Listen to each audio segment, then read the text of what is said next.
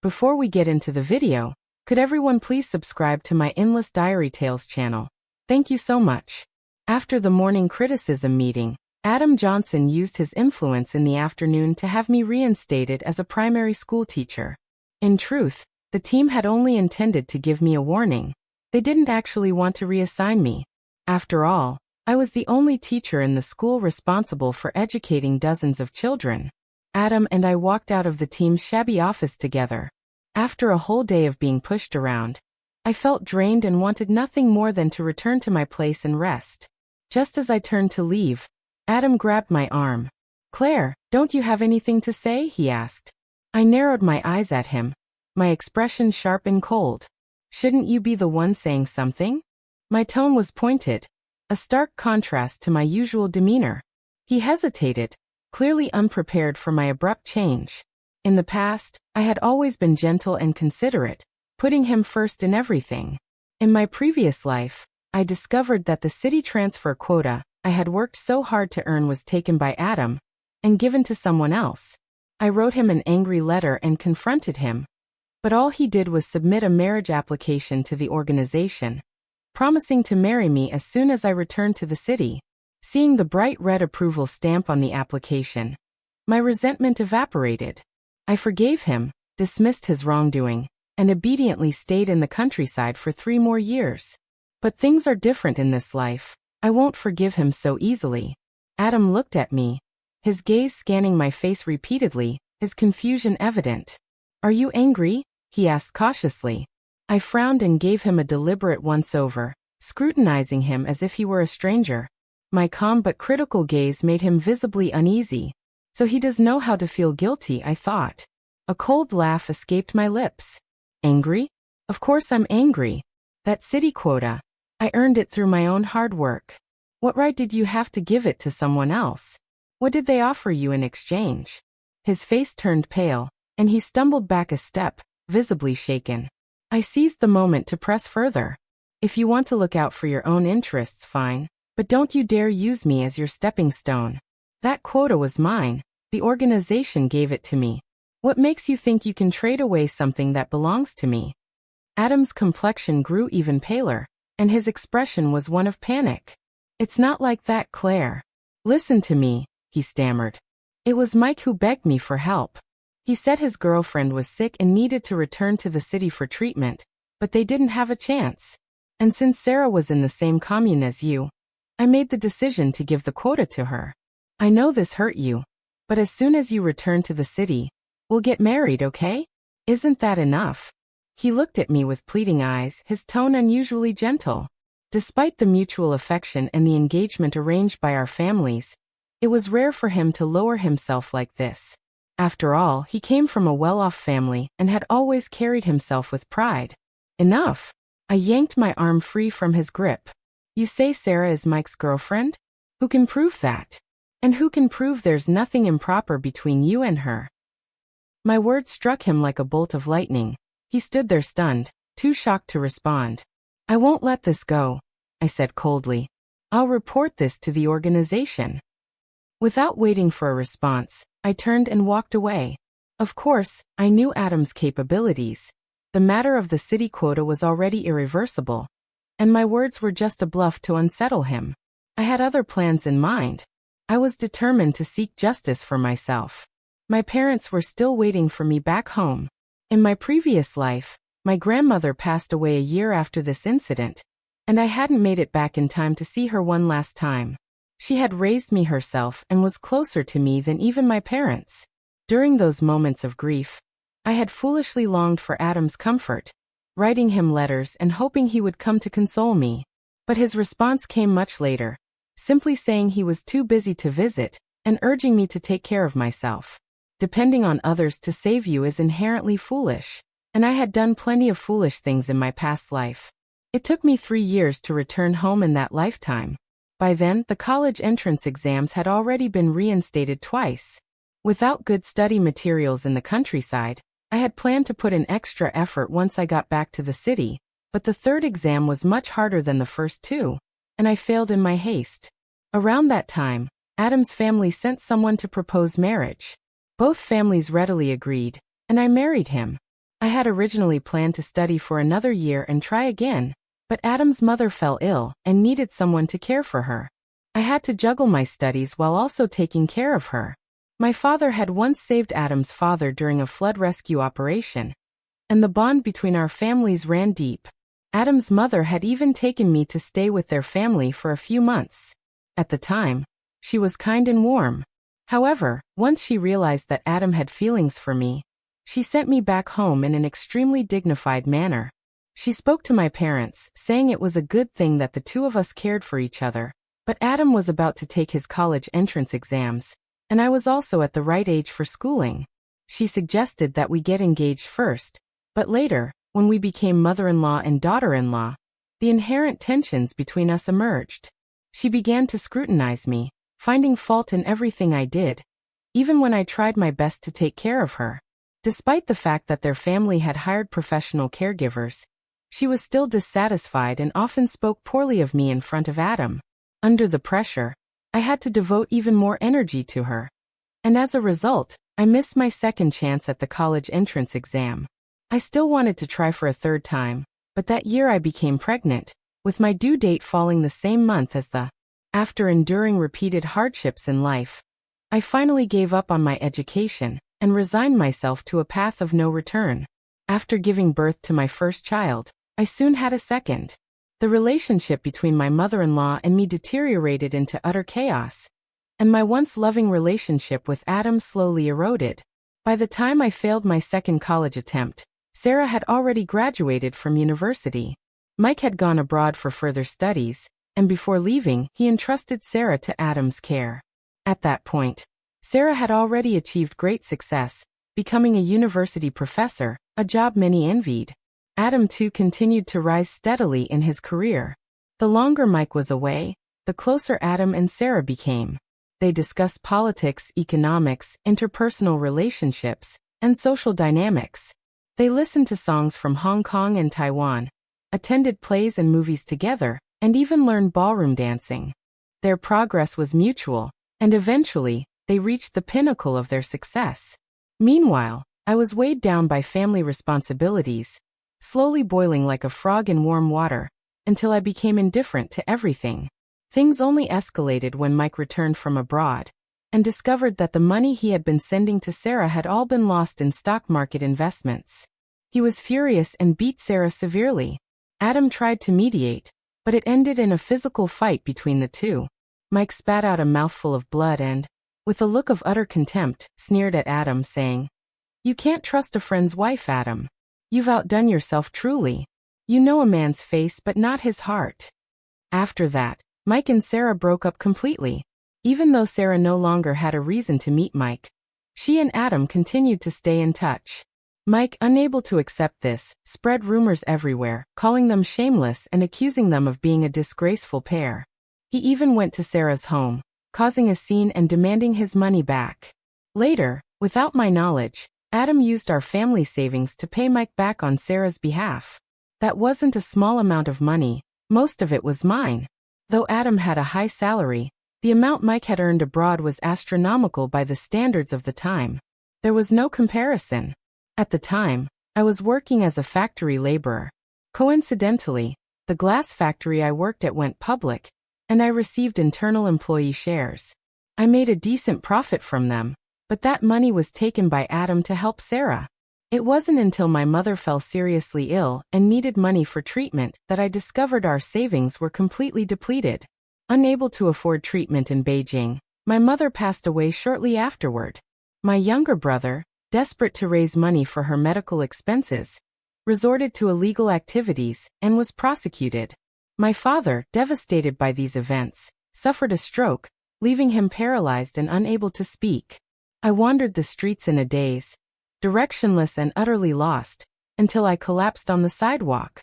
When I regained consciousness, I found myself 10 years in the past. In my previous life, I made one mistake after another. I had experienced deep regret and self-reproach, even resentment for having married Adam. But now I know that the future holds brighter days for my country, and for me if we take action. This time, I no longer crave the things I once missed out on. I have better plans now. Even attending college is nothing more than a stepping stone for me. Adam caught up to me again, grabbing my arm. If you're angry, let it all out. You can hit me like you did last night if that helps. I stared at him coldly, the hatred slipping through despite myself. His pupils widened in shock as he looked at me, disbelief etched on his face. Claire, I didn't know you'd be this upset. If I had, I wouldn't have agreed to Mike's request. I tilted my head and gritted my teeth. I don't care about Mike or Sarah or anyone else. You'll fix this now and get me back to where I was. Adam lowered his head in defeat. I've already interfered with one personnel adjustment. I can't do it again. I had anticipated this response. It wasn't that he couldn't. It was that he wasn't willing to bear the cost. He had already overreached, and doing so again would attract criticism from the organization and jeopardize his career. He couldn't meet my scornful gaze and covered his eyes with his hand. When he looked at me again, his eyes were filled with sorrow. I promise you I'll find another way, he said softly. I shook off his hand and gave him one last cold glance before resolutely turning and walking away. As if letting me hit him a few times would make everything go away. It wasn't that simple. Last night, Adam had come to find me. It was already late by the time he arrived.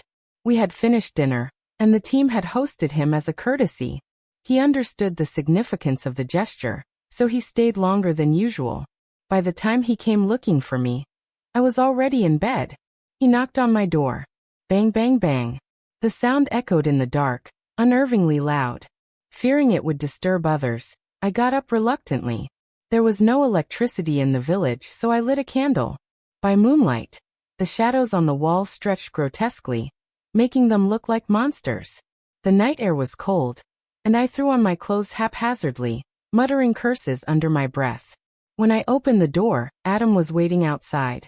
His handsome face starkly illuminated against the desolate, dilapidated backdrop of the village. His presence, refined and striking, seemed out of place. Seeing him brought a surge of anger. I didn't care if the neighbors overheard as I unleashed my fury. What the hell is wrong with you? Did someone in your family die? Adam stumbled back a few steps, visibly startled, his earlier confidence completely drained. Swallowing his retort, he cautiously pulled me aside, whispering, "Don't let others hear. It'll look bad."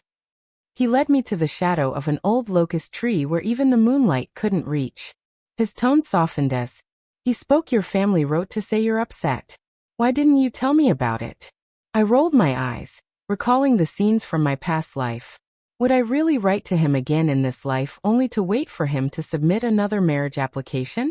My plans and whereabouts were naturally something I had to explain to my family, but Adam, he wasn't worth the effort. I replied icily. I wouldn't dare aim so high. I don't need your charity, and I certainly don't want your harm. Consider our engagement null and void. I saw a flicker of shock in his eyes, followed by what seemed like the glint of tears. Don't say things you don't mean, he pleaded. I thought being a primary school teacher here would be better for you than Sarah's situation, so I agreed to help. Mike, don't spout nonsense. I snapped, cutting him off angrily. Help whoever you want, I don't care. But you had no right to take what was mine and give it away. Even if we were married, what's mine is still mine. You've got some nerve. Even in the dim light, I could see his face tighten at my words. I could see how utterly embarrassed he was. I continued, I know exactly what kind of person Sarah is, far better than you do. We all from the city first. None of us could handle the labor here, but we stuck it out. She, on the other hand, is always complaining and playing sick every few days. You might be blind to it, but everyone else sees her for who she really is. The organization left her here for a reason, and you're just as foolish. A good-looking face is wasted on you. His chest heaved with anger, but he managed to calm himself after a while. Cautiously he said, If you're really upset, just hit me. Take it out on me. I laughed. I've been wanting to do that for a long time. Without hesitation, I raised my hand and slapped him several times. His expression was one of pure shock as I turned and walked away. His suggestion was absurd. If I hit him barehanded, others might think I was being playful, indulging in some couple spat. But if I truly hit him with force or used a tool, I could cause real harm, and his hypocritical, manipulative mother would never let me off. Still, I didn't mind. In situations where the power dynamics are unequal, slapping someone's face is the most satisfying. They say you shouldn't hit someone's face, but this was just the beginning. I had a bigger plan in store, and I was ready to serve the main course. When Adam was about to leave, he asked to see me. At the time, I was teaching in the classroom. Through the window, I saw his flustered figure outside. I put down the book and went out to meet him, catching him by surprise. His face lit up with a hint of joy. I spoke directly. "Do you have any money on you? I lost my paycheck this month and can't find it anywhere." Without hesitation, he pulled out all the cash he had and handed it to me. I noticed a leather belt in his luggage and casually grabbed it as well. He froze, seemingly thinking I was no longer angry. "It's not much, but I'll send you more when I get back," he said. Seeing that I neither argued nor lashed out, he pressed further. "I've been saving up quite a bit. I plan to give it to you when we get married, but if you're short on money, I can hand it over now." I cast him a cold glance, turned and walked away. In my heart, I felt nothing but disdain for this man. In this life, I hadn't written to him crying and complaining. Instead, I had written to my family. My parents must have approached his family, which is why he had come running. The pressure from his family and society had knocked him off his high horse. He could no longer dismiss me with a mere marriage application. Living this life again, I understood something clearly. A wife's position is something she secures for herself. My previous life had taught me that the main reason I was so disregarded was that I hadn't been ruthless enough. In my past life, I watched a TV series called Yearning. There was a character named Lu Hong who reminded me of myself, gentle, accommodating, and always sacrificing her own needs to help others. It suddenly struck me how meaningless that kind of life was. This time, I would boldly pursue what I wanted, even if it meant being labeled a shrew. I wouldn't care. Of course, I hadn't really lost my paycheck. The reason I asked Adam for money was that I needed to make a trip back to the city. Someone had to pay for my travel expenses. I went to the team leader, asked for leave, and explained that my father was ill and I needed to visit him. I handed him the leather belt as a gift, which he nervously accepted before granting me an extended leave. I returned to Harbor City without anyone knowing. Once home, I reunited with my family and spent some quality time with them. Then, using my left hand to disguise my handwriting, I wrote a detailed report outlining how my city transfer quota had been taken away from me. I made sure to include every detail. Finally, I approached Adam's biggest career rival and handed over the report. As someone who had lived this life once before, I knew exactly how to play my cards. I knew everything about Adam Johnson's situation, including where he lived. The night I approached his rival, I deliberately pulled my scarf higher to obscure my face. All I said was, "See for yourself if this is real or not. Decide how you want to use it. The person involved will cooperate with that." I turned and walked away, giving him no chance to dig deeper. This matter was already clear-cut. It simply needed someone to act on it. Before I even returned to the countryside, word reached me that chaos had erupted on Adam's side. His secret manipulation of the city transfer quota had been fully exposed. The organization held a public meeting to discuss his actions, and Adam was forced to make a formal self-criticism. I heard it was the first major setback of his life. Standing on stage with his speech in hand, his hands trembled visibly. His once spotless reputation was now tarnished, making him the target of ridicule among his rivals. Meanwhile, I quietly returned to the village. To await further notice, a work group from the city came to investigate, verifying the details of how my quota had been taken. Both the commune and the local team spoke on my behalf, and I finally regained my place in the city. I had altered my fate and for the first time, taken a step in the right direction.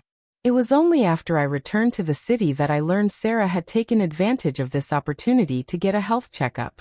It turned out she truly had some medical issues, which allowed her to stay in the city. Fate seemed to move like a set of gears, each piece turning as designed, though some differences remained. For example, my earlier return meant the job at the cardboard factory went to me, leaving my brother temporarily without work. I planned to wait a few months for the announcement of the restored college entrance exams, then buy study materials and prepare. The work at the factory was light, and I could study while working. For my brother, I intended to formally break off my engagement with the Johnson family, and asked Adam's father to help arrange a job for him in return for my earlier support. That was the plan, but things took an unexpected turn. The workshop supervisor at the cardboard factory started bringing me meals. His family seemed to have connections at the supply cooperative, allowing him access to premium pork belly.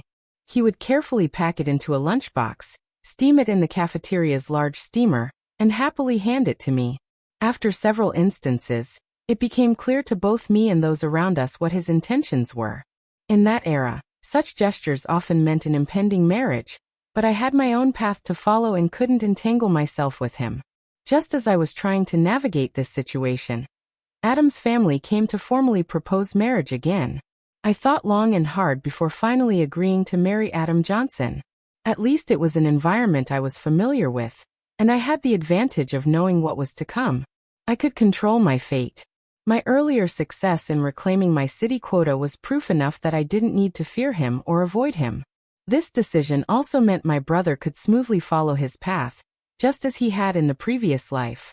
The cardboard factory would later undergo privatization, and my brother would become a private business owner. If it weren't for our mother's medical expenses, he would have had an even brighter future. The wedding date was set for 3 months later. During that time, Adam tried to visit me several times, but I deliberately avoided him. Eventually, he showed up late at night and cornered me at home with my parents present. We met in my room. He was as handsome as ever, though the confident arrogance he once exuded had dimmed somewhat. It was clear he had endured significant hardship recently. His face carried a trace of grievance as he handed me an envelope. Inside was around $1,000. I refused to accept it, pushing it back at him, but he maintained his stance, insisting I take it. His eyes were red-rimmed, and he kept his head slightly lowered, avoiding my gaze. "I know you're still upset," he said quietly. "I know I was wrong. I promised last time that I'd give you my savings. This time I specifically brought it to you," Adam said, handing me the envelope. "I withdrew it from the bank. You can deposit it into your own account." His words stirred something within me. In my previous life, my mother had developed an occupational illness from working in the factory. She hadn't been mindful of self-protection, and her condition worsened over time. This time, I thought I could use this money for her benefit. With the reforms from the new policies, labor insurance, or even a small business might just be the perfect solution. I squinted slightly, a faint inscrutable smile playing on my lips. "You're true to your word, Adam. That's good. It somewhat redeems your character," I said lightly. I praised him, deliberately lifting him up just enough so he couldn't step down from the pedestal of being the good guy. That way, he'd be more inclined to agree to my next request. I neither accepted nor rejected the money, but instead shifted the conversation. "So, is this just a one-time gesture? Or are you planning to hand over your salary to me from now on?" He froze, staring at me in disbelief. The spoiled young master who had never wanted for anything seemed unable to grasp what I was implying. I clarified, "If you're truly sincere, then from now on you'll give me your paycheck, and I'll give you an allowance. We live properly as a couple. If you're not sincere, then take this money back. I don't need it." Realizing what I meant, he quickly stammered, "Of course I'll give you my salary from now on." I replied nonchalantly. Among the women known as strong wives in the village, who didn't have an iron grip on their household finances, with this, let's see how Sarah would dare take advantage of me again. I had a score to settle with her. Adam must have thought this move would please me, and he let out a sigh of relief. The wedding at the Johnson family was extravagant. While most families held receptions at home, his family chose the Bright Star restaurant. The guest list was extensive. Almost all their relatives and friends attended. I carried myself with grace and composure to the point where even Adam's mother regarded me with newfound respect. However, subconsciously, I kept searching for someone amidst the crowd. What an ironic twist of fate it was when I saw him. As Adam and I made our rounds to toast the guests, he offered cigarettes and drinks to the men while I handed out candy to the women. When we reached Mike's table, he stood up with Sarah by his side. Mike spoke first, his voice filled with guilt. "I'm sorry, brother. I caused you trouble." "It's nothing," Adam replied generously, patting him on the shoulder. Mike then turned to me, his expression more nervous. My face turned cold, my earlier smile disappearing entirely. This made Mike even more uneasy as he hurriedly said, "I'm sorry, sister-in-law. I didn't think things would escalate like this. If I had known, I wouldn't have done it. Not even if you'd been beating me to death, Adam." Adam looked at me expectantly, hoping I'd offer some forgiving words, but I was waiting for someone else. Sarah, true to her demeanor in my past life, stood there delicately as if she might collapse at any moment. Her graceful and fragile aura resembled a poetic figure from a painting. She carried herself with an air of pity, her movements light and ethereal, reminiscent of a tragic heroine. When my gaze swept over her, it was like an icy dagger piercing through me. I couldn't forget how, in my previous life, Adam had taken all our family savings to pay off her debts.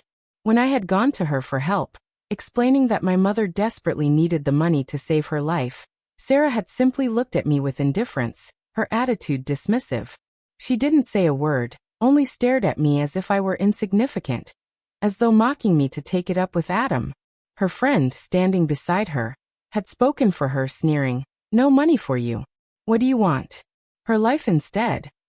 As I stumbled away, my heart heavy with despair, I overheard Sarah whisper to her friend, loud enough for me to hear, "The saddest thing for a woman is losing control of her own husband. A true snake in the grass, a beauty with a venomous heart." Today, facing her again, I had no intention of letting her off so easily. I fixed my gaze on Sarah, cold and unreadable. Her lips were pressed together tightly, her expression heavy with tension. She glanced nervously between Mike and Adam, unsure of where to land her gaze. Adam tugged lightly on my sleeve, signaling for me to ease up and not escalate the situation. "What are you pulling my sleeve for?" I asked loudly, my voice cutting through the noise around us. The lively chatter of the guests fell noticeably quieter as people turned their attention toward us. Adam, ever the cautious one, leaned in to murmur, "Let's handle this at home, away from everyone." "What did you say?" I demanded, deliberately raising my voice even louder. Adam froze, unable to respond, his usual composure faltering under the scrutiny of the crowd. I remained where I was, refusing to move to the next table. My gaze shifted back to Sarah, piercing her with an icy glare. Mike, sensing the tension, stepped in to mediate. "Sarah, thank your sister-in-law," he said, trying to lighten the mood. "If it weren't for her, you wouldn't be living so comfortably now. Or maybe an apology would be more appropriate." My voice was sharp, like ice cracking as I added, "Yes, an apology seems fitting." Sarah predictably began to put on her signature performance. Her eyes turned red, glistening with unshed tears as she looked at me with an expression of pitiable helplessness. The tears hovered on the brink of falling, but I had no patience for her theatrics. With a loud, resounding slap, I struck her face. The sound cut through the silence. This time, her tears fell freely. I raised my voice further, crying, "At my wedding, what are you trying to do? Curse my family." The surrounding area grew even quieter as all eyes turned toward us. Guests further away, unsure of what had happened, stood up to get a better look. Adam's mother hurried over, her face filled with concern. "What's going on here?" she asked uneasily. Adam, eager to downplay the situation, quickly intervened. "It's nothing, Mom, just a small misunderstanding," he said, trying to pull me away by force. I yanked my arm out of his grasp, raising it high to make my point. Then, pointing at Mike and Sarah, I turned to Adam's mother and said, "No, Mom, this woman here is Sarah." The moment she showed up, she started crying and cursing our family. I'm sure of it. If I didn't slap her, should I have let her stay the night instead? Adam's mother paused, taking a moment to process what I'd said. She turned to Mike and said calmly, "Mike, it seems your girlfriend was crying just now." Mike, caught completely off guard, stood frozen, unable to come up with an explanation. Adam, too, was at a loss for words. He certainly couldn't admit, "Mom, Sarah wasn't crying until my wife slapped her." Adam's mother sighed helplessly and said, Well, in that case, Mike, I'm sorry, but you'll need to take your girlfriend and leave for today. I'll come by your house another day to apologize properly. No, it's our fault, Mike stammered, his voice trembling. We'll leave right away. I watched their retreating figures, my gaze never wavering. Just before they stepped out, Sarah turned back to look at me, her eyes filled with venom. In response, I gave her a cold, contemptuous smile, dripping with mockery and disdain. With the task accomplished and the drama subsided, I resumed accompanying Adam as we went table to table, offering toasts. The main performance was over, and I felt a strange sense of detachment. The wedding banquet now seemed dull and uninteresting. For a long time after that day, both Mike and Sarah would find it hard to hold their heads up in our social circle. Their reputations were left tarnished, neither completely ruined nor entirely intact, but enough to make them the subject of whispers. As exhaustion settled in, I began to feel how monotonous the wedding festivities had become. That's when Fanny approached me, mentioning her requires some explanation. Fanny had played a significant role in my earlier life. When Adam's mother fell ill, the family initially hired a retired nurse as her caregiver. The nurse was competent and efficient, leaving little for me to do. However, Adam's mother's family later wrote to request that she take care of one of their own instead. The nurse was dismissed, and in her place came Fanny, a relative who had no experience in caregiving. Fanny was cunning, using her lack of knowledge as an excuse to avoid work whenever possible. She'd often say, "I don't know how to do this, but Claire learned so much from the nurse. She can handle it." When it came to undermining me and siding with Adam's mother, Fanny fully embraced her role as a loyal enforcer. I had initially planned to deal with Adam Johnson after the wedding, but I couldn't hold back today. I was in too good of a mood. No day was better than the present. Fanny sidled up to me and lowered her voice. "Your mother-in-law wants me to tell you to apologize to Mike's father later when you offer him a toast. We shouldn't be so harsh, even if we're in the right." At that moment, I was standing with one hand on the table and the other holding a bowl of candy. As Fanny spoke, she draped her arm casually over my shoulder. Taking advantage of the situation, I pretended to be pushed by her, staggering backward and collapsing onto the ground. My hand still gripping the tablecloth yanked it down as I fell, dragging all the dishes and drinks onto the floor. The sound of plates shattering and cups crashing filled the banquet hall. Sitting on the floor, I kicked my legs and began wailing loudly. "I can't go through with this wedding. A mistress has already caused trouble, and now my mother-in-law wants me to endure it. How could I?" Adam hurried over to help me up, but I refused, staying firmly on the ground.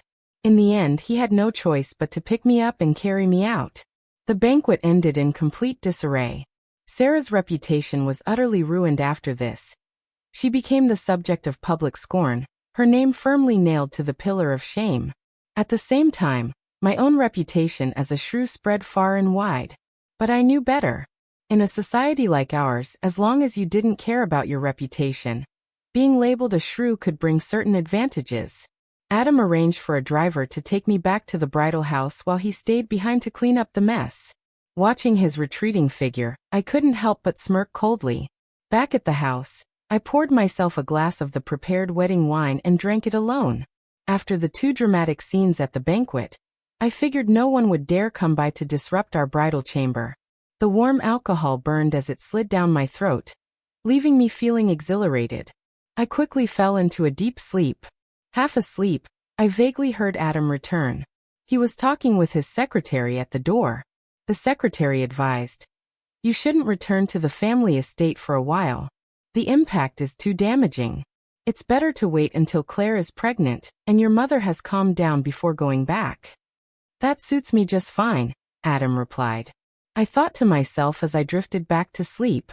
A sudden chill woke me, and I realized Adam had climbed into bed. He nudged me a few times, but seeing that I was sound asleep, he turned away and leaned against the headboard. He stayed in that position until dawn. Though I wasn't sleeping deeply, I could sense him sitting there alone, quietly crying through the night. What was he thinking? Did he regret marrying me? This was just the beginning. Whatever was to come, there was no avoiding it. To gain something, you always had to pay a price. For now, I still had to deal with trivial matters and petty people. It was an unavoidable phase when I had to endure to grow stronger. After the wedding, I found time to go to the hospital for a tubal ligation, only to discover I was already pregnant. Without hesitation, I changed the procedure to an abortion. At the time, abortions were performed without anesthesia. A large spoon-like tool was inserted into the uterus, scraping painfully until it felt as if every organ inside had been displaced. The procedure room was shared by multiple women, and the air was filled with the sounds of their agonized screams.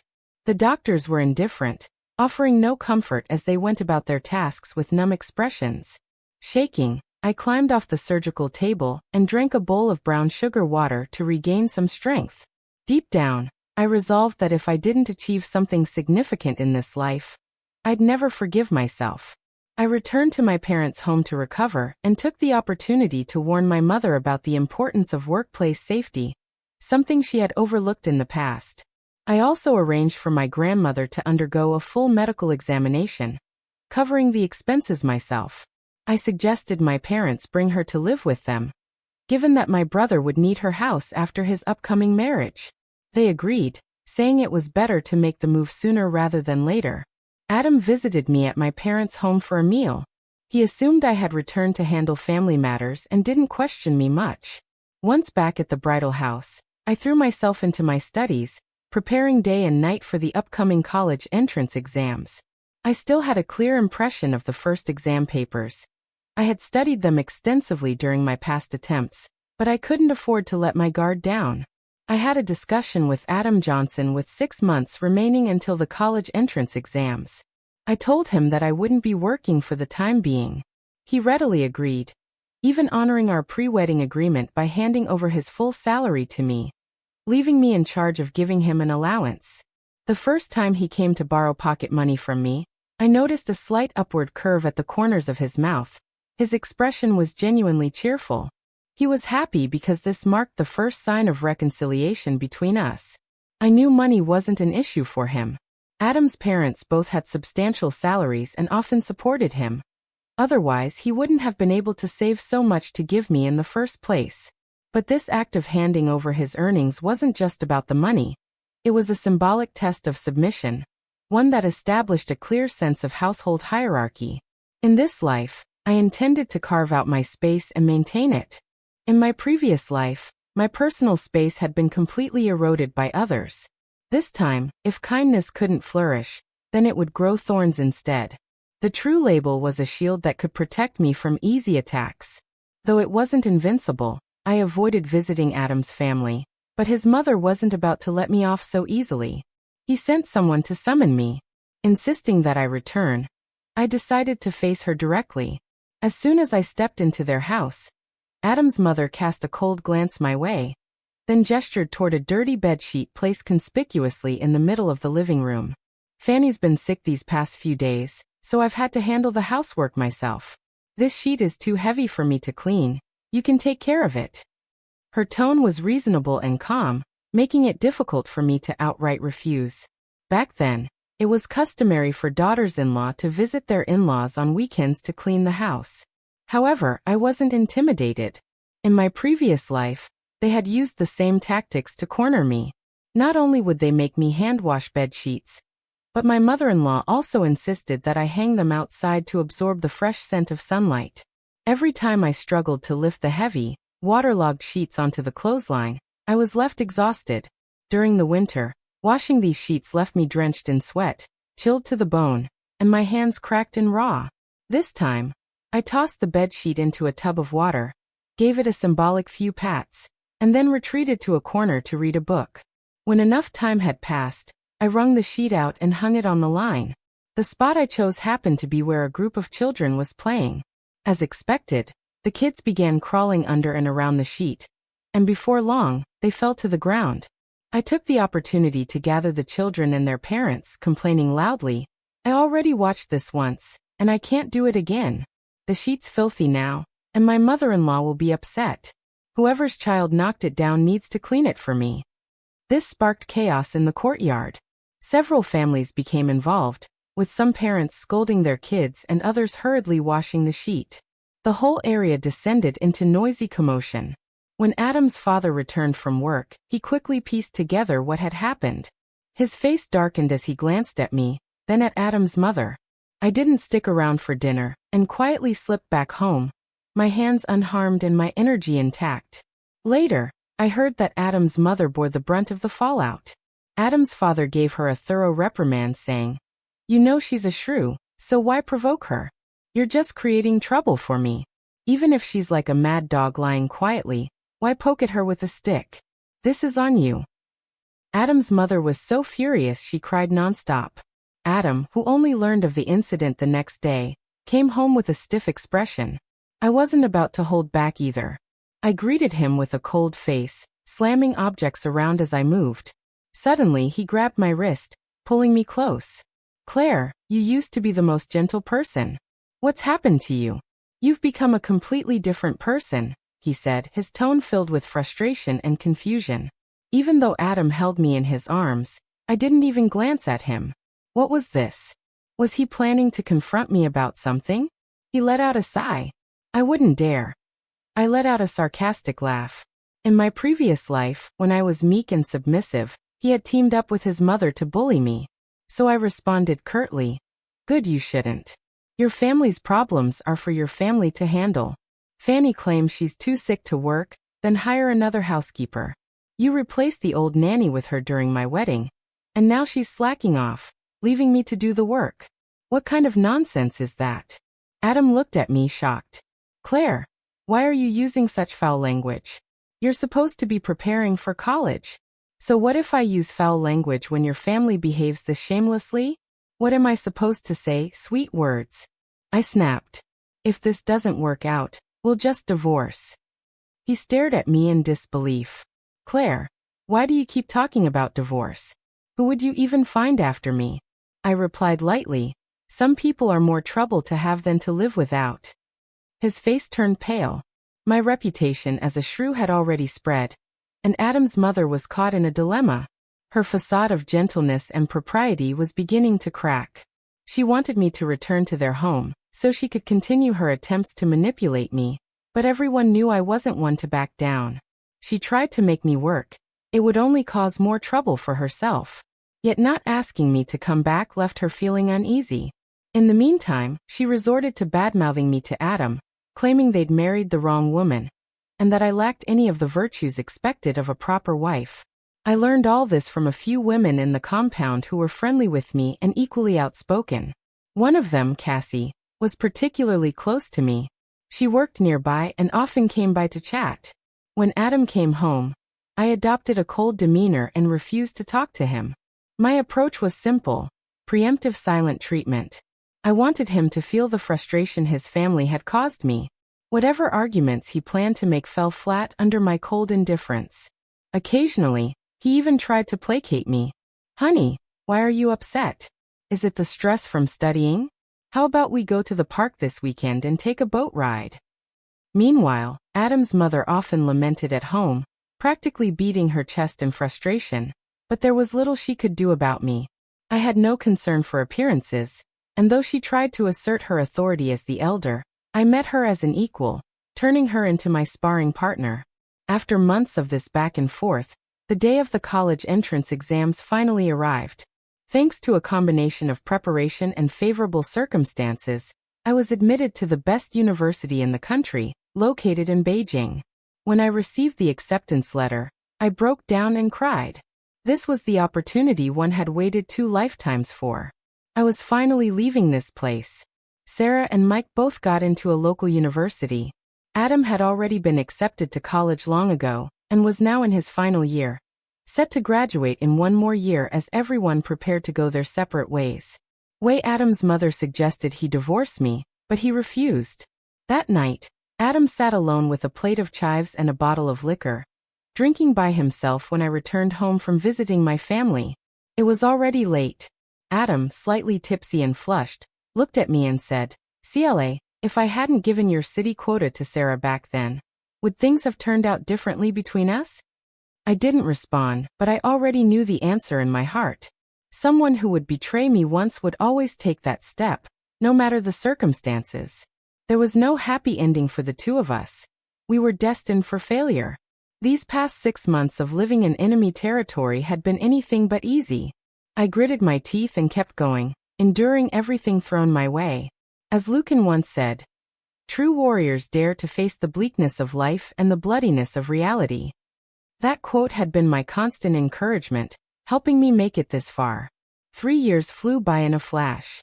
During those years, I maintained a distant but civil relationship with Adam Johnson. The long-distance separation and infrequent visits led to a natural cooling of our relationship, but that wasn't my fault. Mike, after completing his first year of university, was sent abroad on an exchange program for the next 2 years. Only Sarah and Adam remained in our hometown. Mike once again asked Adam to look after Sarah. Over those 2 years, their interactions became more frequent. After the fiasco at the wedding banquet, I couldn't understand what Mike was thinking. He wasn't the type to be overly sentimental, as far as I knew, but Sarah's lack of discretion surprised me. In my previous life, I had thought their initial interactions were pure and unintentional. However, now it seemed clear that at least Sarah had other intentions. My guess was that she feared Mike wouldn't return, and decided to latch on to Adam as her backup plan. Adam later wrote me a letter explaining the situation. He admitted he felt guilty about what happened during the wedding banquet. He claimed Mike had asked for his help, but not to the extent of touching my city quota, which Adam said was entirely his fault. He also admitted responsibility for the public embarrassment Mike's family endured at the banquet. Therefore, he felt obligated to continue looking after Sarah, and assured me I had nothing to worry about. I didn't reply. That winter break, I returned home for the first time in a long while. As soon as I stepped into the house, I found only Adam and Sarah inside. The two of them were busy in the kitchen and didn't notice my arrival. Without saying a word, I quietly left and headed straight to the Johnson family estate, where I sought out Cassie and a few other women. We all knew these women were well known for their gossip and lack of fear when it came to stirring up trouble. When we entered my house together, the sound of Adam and Sarah laughing and chatting in the kitchen was crystal clear. I looked at my companions with a wry smile. See? I wasn't wrong about them, was I? Their expressions were filled with disdain and scorn. I handed out snacks, peanuts and sunflower seeds, and we all sat down, waiting for the show to begin. When Adam and Sarah finally came out of the kitchen with plates of food, they froze at the sight of the room full of people. The atmosphere, which had been faintly intimate, suddenly became unbearably awkward under the scrutiny of so many witnesses. Adam hurriedly set the dishes on the table, removed his apron and nervously wiped his hands. Approaching me with a hint of panic, he said, "Why didn't you let me know you were coming back? I could have picked you up at the train station." I gave him a cold, mocking smile. "Oh, I've been hearing rumors about you too, so I thought I'd pay a surprise visit to see if I could catch you red-handed. And wouldn't you know it, you didn't disappoint me." Then I raised my voice, rallying the women. "What are you all waiting for? Let's go." With that, I led the charge, slamming my glass onto the table as a signal. I grabbed Sarah by the hair and shoved her to the ground. "You shameless thing. Can't keep your hands off other women's men, can you? Is that the only way you know how to live? A good university student, and yet you'd rather play the mistress." The other women jumped in gleefully, joining the fray. Adam finally snapped out of his shock and rushed to pull us apart. In the chaos, someone scratched his face, leaving him looking disheveled and utterly humiliated. We didn't hit Sarah hard, just enough to teach her a lesson. The goal was to shame her, not cause serious harm. By the time it was over, Sarah was a mess, her dignity in tatters. The spectacle ended with everyone dispersing, leaving behind a thoroughly embarrassed Adam and Sarah. I walked away, my head held high, knowing the message had been sent. We left triumphantly, but the news of catching Adam Johnson and Sarah red-handed spread like wildfire. Not satisfied with that, I later went to Sarah's school and caused a scene, ensuring her reputation was further tarnished. Although she eventually graduated, she didn't secure a position at the university. Instead, she was assigned to work in the remote countryside where she was most needed. The time she had schemed to skip her rural service was now reclaimed.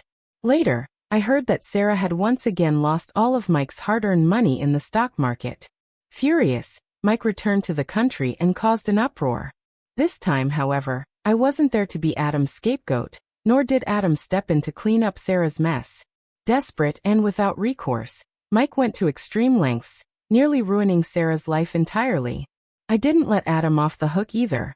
I went to his workplace, accusing him of poor morals and improper conduct. Even as his wife, my words planted doubt in his colleagues and supervisors, undermining their trust in him. After several such disruptions, Adam's career began to suffer significant setbacks, and any future promotions became unlikely. His mother once again urged him to divorce me, but Adam refused. Adam's mother fell ill just as she had in my previous life. However, this time, instead of finding joy in tormenting me, she faced her illness amid the strain of Adam's professional and personal struggles. Her condition worsened rapidly, and she passed away a few years later. One evening, I looked at Adam with a faint smile and asked him, "Why don't you just divorce me? Wouldn't you be free?" Then he sighed deeply. "My mother suggested it, and I've seriously considered it. I was even tempted. But one night I had a dream. I dreamed we had a child who didn't get into college and had a miserable life. I dreamed I wasn't a good husband or father, that I was unfaithful and entangled with others. When I woke up, I decided that no matter how you treat me, I'll treat you well for the rest of my life." I was stunned. His words caught me completely off guard, leaving me momentarily speechless. That marked the end of our conversation. When I received news that I had been chosen for a government-sponsored study abroad program, Adam came to see me again. With sincerity in his voice, he said, "I truly wish you the best in this life. I'll wait for you at home, and I won't make any more mistakes." After arriving in America and settling my enrollment, I wrote Adam a letter, the first I had ever written to him voluntarily. The timing was deliberate. I waited until everything regarding my studies was finalized, fearing he might interfere if I wrote too soon. In the letter, I wrote that after securing the study abroad opportunity, I began guarding myself against you. I knew Sarah had applied for the same program. Since these spots aren't determined by universities, but allocated by the Ministry of Education, I was worried you might try to help her and compete with me again. That's why I staged the scene to ruin both of your reputations in advance. It's called being proactive, preventing trouble before it happens.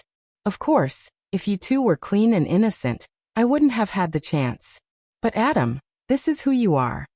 A man I have to constantly guard against, an unreliable husband. We lost all trust in each other long ago. Separation is the best choice for both of us. Dragging this out benefits no one. I'm always on edge, fearing betrayal from you, and I'll never forgive you for the past. Don't delay the divorce. Think it over carefully. When I returned to visit my family, Adam and I finalized the divorce. He sighed deeply and said, "In my last life, I failed you. In this life, I'll let you go." I looked at him coldly. I hope we never meet again in the next life. Afterward, I returned to America and immersed myself in promoting China's reform and opening up policies among the overseas Chinese community. I encouraged Chinese expatriates to invest back home, leveraging the economic opportunities where trades like exchanging shirts for airplanes were becoming a reality. Later, when I returned to China, I used the money I had earned from working and studying abroad, combined with advanced management ideas, to contribute to the country's industrial and economic revitalization. This, I believed, was the best way to make my second chance at life truly meaningful.